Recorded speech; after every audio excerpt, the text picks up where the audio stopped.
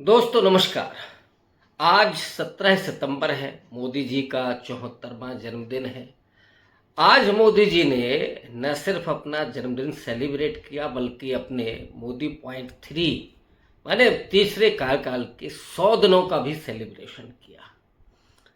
आज मोदी जी की क्या उपलब्धियां रहीं इन 100 दिनों की, और आज के जश्न पर नीतीश और नायडू क्यों गैर हाजिर थे, इसकी करेंगे पड़ताल। साथ ही साथ आज अरविंद केजरीवाल ने आतिशी सिंह को अपना उत्तराधिकारी बनाया, दिल्ली का नया मुख्यमंत्री घोषित किया। तो दूसरी तरफ राहुल गांधी पर होने वाली जो हिंसक टिप्पणियां हैं उसकी भी चर्चा करेंगे। पहले जरा आइए कि आज मोदी जी के जन्मदिन को किस तरह सेलिब्रेट किया जा रहा है। आज दरअसल नौजवानों ने, बेरोजगारों ने राष्ट्रीय बेरोजगार दिवस के रूप में मोदी जी का जन्मदिन मनाया, जो अपने आप में बेहद दुखद है। और दुखद इसलिए कि नरेंद्र मोदी जब 2014 में आए थे तो वादा करके आए थे कि वो प्रतिवर्ष 2 करोड़ रोजगार देंगे, और ये भी हम लोग समझते हैं कि 2 करोड़ रोजगार सरकारी नौकरियों की सृजित नहीं हो सकते, लेकिन निजी क्षेत्र में रोजगार सृजित होंगे, नए अवसर पैदा होंगे। साथ ही साथ जो सरकारी नौकरियों के पद खाली होंगे उन पर नियुक्तियां होंगी, उन पर साक्षात्कार होंगे, पेपर्स होंगे। लेकिन हुआ क्या, 10 साल में 32 लाख सरकारी नौकरियों के पद खाली हैं, लेकिन मोदी जी ने सरकारी पद नहीं भरे। इसके जगह पर वो ठेके वाली प्रथा शुरू हुई, और ठेके में जो लोग रखे जा रहे हैं, एक तो उनका आर्थिक शोषण होता है, मानसिक शोषण होता है, और दूसरी तरफ उनको गुलाम बनाया जाता है एक पार्टी का, या जिसके अंडर वो काम कर रहे हैं उस एजेंसी का। वे सरकारी नहीं होते हैं, इसलिए स्वतंत्र नहीं होते हैं। वो अपने अधिकारों के लिए कोई संगठन नहीं बना सकते, कोई हड़ताल नहीं कर सकते, और इस तरह से पूरा एक गुलाम बनाने की फैक्ट्री इस सरकार के जरिए चल रही है। इस मुद्दे के बाद अगर आप चलें तो असल में सरकार की क्या उपलब्धियां हैं जिस पर वो जश्न मना रही है। अमित शाह ने केक वेक लेकर के जो मोदी जी के पास गए, केक भी काटा गया, पूरे देश में कई जगह केक काटा गया, और उपलब्धि के नाम पर अमित शाह कहते हैं कि साहब पिछले 60 साल में सबसे स्थिर सरकार नरेंद्र मोदी ने दी है, जबकि वो भूल रहे हैं कि पूरा 15 साल का नेहरू का कार्यकाल, फिर इंदिरा गांधी का कार्यकाल, अटल बिहारी वाजपेयी का कार्यकाल, 10 साल हम मान सकते हैं चलिए गठबंधन की सरकार मनमोहन सिंह की चल रही थी, वो स्थिर नहीं मानी जाए, लेकिन उन पिछले कार्यकालों को आप कैसे भुलाएंगे, राजीव गांधी, इंदिरा गांधी, जवाहरलाल नेहरू के कार्यकाल को। और उपलब्धियों के नाम पर क्या हुआ, अग्निवीर योजना को आपने 25% से बढ़ा करके 25 करने का ऐलान किया। अभी वो हुआ कि नहीं हुआ, मैं ये जानता हूं कि उसमें जमीन आसमान का अंतर होता है, जब हो जाए तब आप मानिए।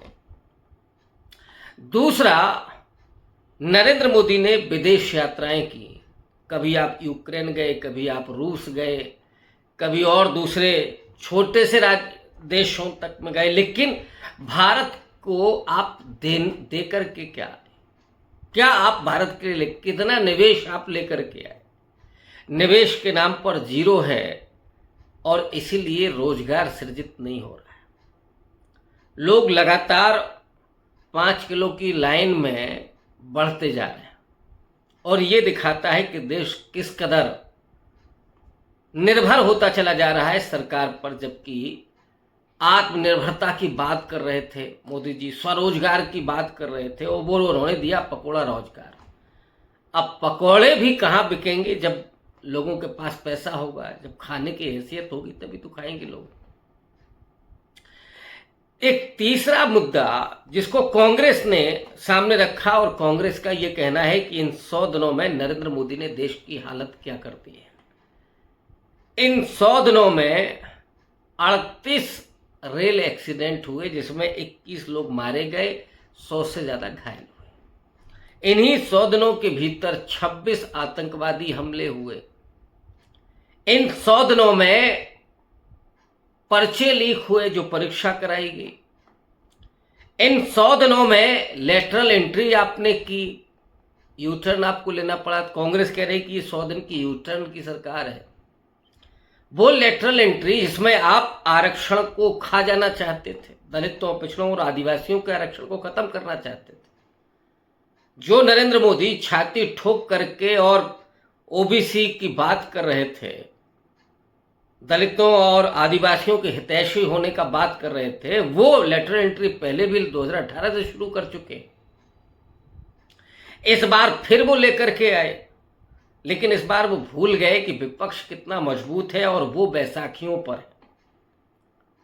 राहुल गांधी से लेकर के तेजस्वी यादव, अखिलेश यादव, स्टालिन, इन तमाम विपक्ष के नेताओं ने लेटरल एंट्री पर सरकार को घेरा, जवाब मांगा। रणछोड़ दास की तरह नरेंद्र मोदी भागे और लेटरल एंट्री को वापस ले लिया, ये कहते हुए कि साहब हम तो एक एक पोस्ट पर चाहते हैं कि रिजर्वेशन लागू हो।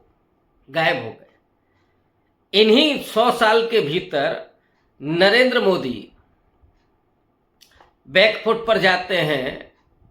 वक्फ बोर्ड संपत्ति जो बिल लेकर के आए थे, यूटर्न लिया, जेपीसी को सौंप दिया। पहली बार जेपीसी को सौंपा 10 साल में।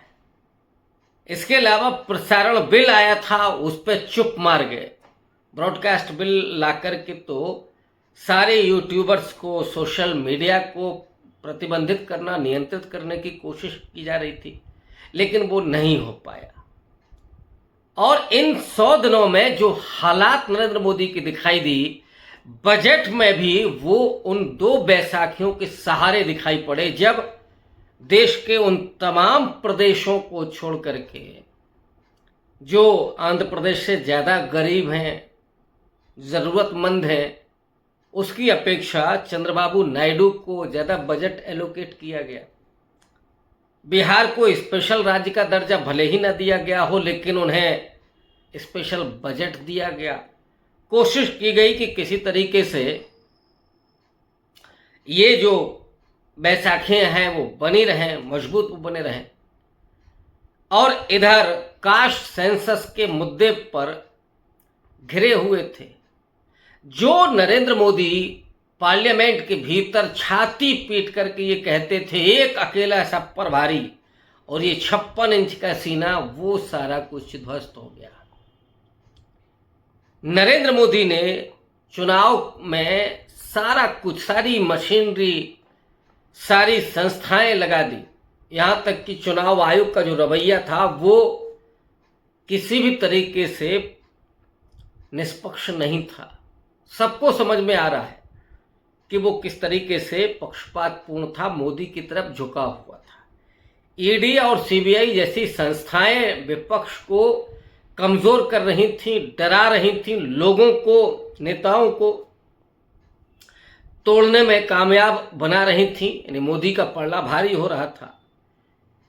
कारपोरेट से चंदा जो मिला इलेक्टोरल बॉन्ड के जरिए, वो मामला आया, लेकिन वो मामला पूरी तरीके से खुला नहीं।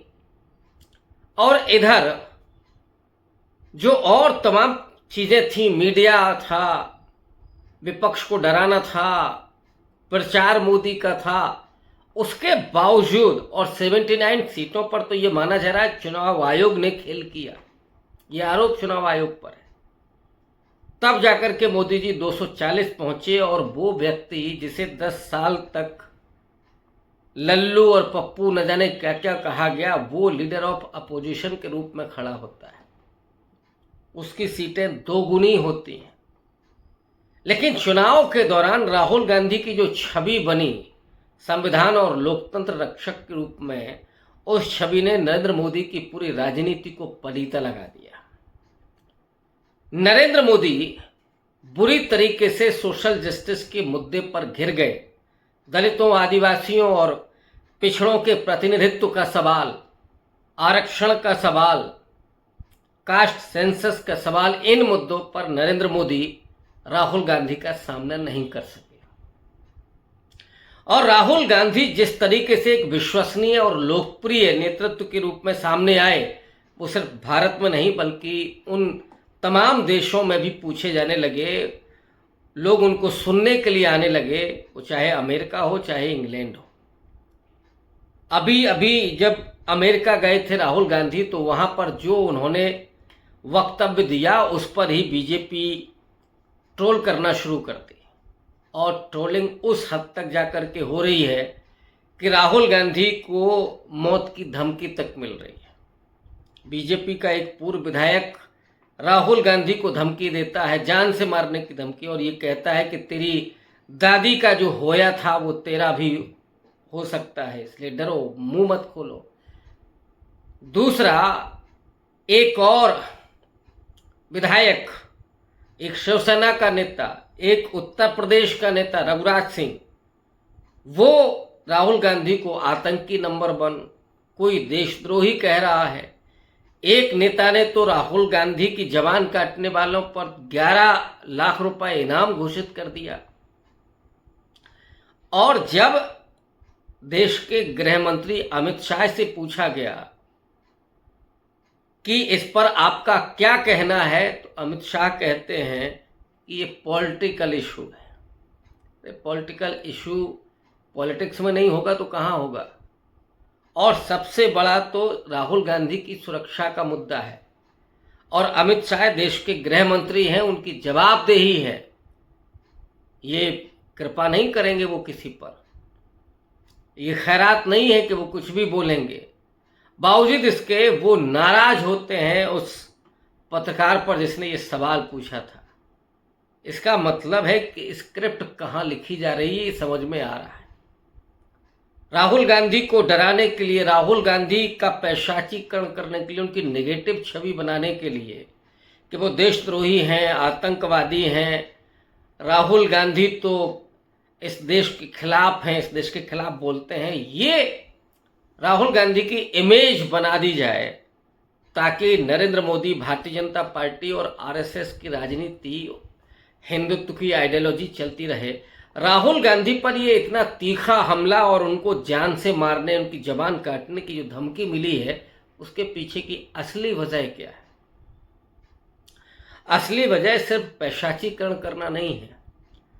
राहुल गांधी की छवि को पहले भी कमजोर किया गया था, तब सिर्फ मजाक उड़ाया जा रहा था राहुल गांधी का। लेकिन इस समय जब राहुल गांधी आरक्षण के मुद्दे पर बहुत मजबूती से डटे हुए हैं, दलितों, पिछड़ों के दस्तकारी का सवाल उठा रहे हैं, उनकी कारीगरी का सवाल उठा रहे हैं, उनकी सम्मान, आत्मसम्मान की बात कर रहे हैं, उन्हें अपने घर में बुलाते हैं, किसानों के खेत में जाते हैं, तो राहुल गांधी जिस तरीके से सोशल जस्टिस के मुद्दे पर आदिवासी, दलितों और पिछड़ों के साथ खड़े हुए दिख रहे हैं, जाति जनगणना पर जिस तरह से उन्होंने स्टैंड लिया है, उससे ये हिंदुत्ववादी बेहद खौफजदा हैं, नाराज हैं और हिंसक हो गए। राहुल गांधी और कुछ भी करते रहे, राहुल गांधी हिंदुत्व की बात करें, राहुल गांधी और बीजेपी कांग्रेस पर हमला करें, लेकिन राहुल गांधी दलितों, पिछड़ों और आदिवासियों की बात न करें, क्योंकि ये आरएसएस और बीजेपी का मूल है, उसका डीएनए है कि उसे जाति व्यवस्था बनाए रखनी है। हिंदुत्व के आधार पर जो न्यू ब्राह्मणिकल सिस्टम है उसको बनाए रखना है, आरक्षण उसको खत्म करना है, ताकि ये जो गरीब, वंचित है, दलित है, आदिवासी है, पिछड़ा है, ये कहीं उभर करके सामने ना आ जाए। नरेंद्र मोदी तो आज्ञा पालक समाज बनाना चाहते हैं, आरएसएस तो उस गढ़ में है, और आरएसएस के अधिकांश जो शीर्ष नेतृत्व है वो पेशवाई नेतृत्व है, जिस पेशवाई दौर में दलितों यानी अछूतों की जो हालत थी वो बताने की जरूरत नहीं। गले में हांडी, पीछे झाड़ू, उनकी एजुकेशन छीन ली गई, महिलाओं के साथ क्या हो रहा था, पूरा मनुस्मृति का विधान लागू था।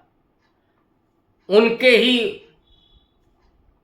नए लोग, उनसे ही निकले हुए लोग, वो आरएसएस की टॉप लीडरशिप है। तो राहुल गांधी अगर दलितों, पिछड़ों, आदिवासियों के हित में बोलेंगे, महिलाओं के सशक्तिकरण की बात करेंगे, मुसलमानों के, ईसाइयों के पक्ष में अगर बात रखेंगे, तो फिर राहुल गांधी का जबान काट दी जाए, राहुल गांधी को धमकी दी जाए, जो तेरी दादी का हाल होया है वही हाल तेरा होगा। अब ये जो मसला है और उस पर गृह मंत्री ये कहता है कि पॉलिटिकल सवाल, इस पर हम जवाब नहीं देंगे, इसका मतलब आप समझ सकते हैं। जरा अंतिम सवाल पर आते हैं। वो सवाल है कि आज का जो जश्न नरेंद्र मोदी का था, उस जश्न में नीतीश और नायडू क्यों नहीं शामिल थे? और आज का जश्न बीजेपी भी नहीं बल्कि मोदी का ही जश्न क्यों हो गया? आप ये कह सकते हैं कि कोइंसिडेंटली मोदी का जन्मदिन भी है, तब भी नहीं होना चाहिए था 100 दिन का जश्न और मोदी जी का पूरा बर्थडे, क्योंकि ये सरकार बीजेपी और नरेंद्र मोदी की नहीं है, ये सरकार एनडीए की है। नतीजा आने के बाद नरेंद्र मोदी के मुंह से निकलने लगा था एनडीए, लेकिन अब फिर से वो मोदी सरकार वाला टोन शुरू हो गया। अब आज नीतीश और नायडू उपस्थित नहीं थे, उसके मायने क्या है? क्या हनीमून पीरियड आज खत्म हो रहा है? नायडू साहब ने आज कास्ट सेंसस की बात की। नीतीश कुमार का एजेंडा बहुत पुराना है और नीतीश कुमार पर जिस तरीके से शिकंजा कसा जा रहा है, कभी उनकी पार्टी तोड़ने का मंसूबा दिखाई देने लगता है, कभी उनके पांव तले से उनकी जमीन, जो उनका वोटर है, उसको खींचने की बात होने लगती है। और वहाँ पर जो सज्जन डिप्टी सीएम बने, वो तो मुरैठा बांध के बैठे थे। उन्होंने तो ये शपथ ली थी, ये प्रतिज्ञा की थी कि जब तक नीतीश को नहीं हटाएंगे तब तक वो पगड़ी नहीं उतारेंगे। अब उन्होंने पगड़ी उतार दी है। और इधर पीके प्रशांत किशोर को जिस तरीके से पीछे से मदद हो रही है, उससे पांव उखड़ रहे हैं नीतीश कुमार के। नीतीश कुमार इस चीज को भांप रहे हैं और नीतीश कुमार जब खामोश हो जाए तो समझ लीजिए कि कुछ होने वाला है। नीतीश कुमार मुखर होकर के जो बोले उसको समझ जाइए कि इससे उलट होने वाला है। लेकिन नीतीश कुमार को स्टैंड क्यों नहीं ले पा रहे हैं, उसकी दो वजह हैं। एक वजह तो खुद बिहार में मौजूद है कि वहां वो बीजेपी पर निर्भर है, वहां से तो वो यू टर्न ले सकते हैं और तेजस्वी के साथ जा सकते हैं। आज भी कुछ दिनों पहले मुलाकात हुई तेजस्वी और नीतीश की, आधे घंटे तक बातचीत हुई। क्या बातचीत हुई, ब्यौरा बाहर नहीं आया। तो नीतीश बाबू ये तो कर सकते हैं, लेकिन जब तक नायडू जी नहीं हटेंगे तब तक कैसे काम चलेगा? तो नीतीश इंतजार कर रहे हैं नायडू का। नायडू हर बार आते हैं, एटीएम कार्ड लेकर के जाते हैं और जिस दिन बंद हो जाएगा, वैसे भी खजाना खाली है, मोदी जी ने तो लुटा दिया अपने दोस्तों को, कितना बचा है। और अडानी को लेकर के तो अभी कीनिया के पार्लियामेंट में बहस हो रही है करप्शन को लेकर के। हिंडनबर्ग की रिपोर्ट तो बराबर आ रही है वहां तो, और सेबी पर कितने बड़े आरोप हैं बुश महोदया पर, वो खुद उसमें इन्वेस्टर हैं, वो जांच कर रही है। तो जांच में क्या निकलेगा? ये जो परिस्थितियां हैं उसमें नरेंद्र मोदी का ये जश्न भी फीका है और ये हनीमून पीरियड भी खत्म हो रहा है।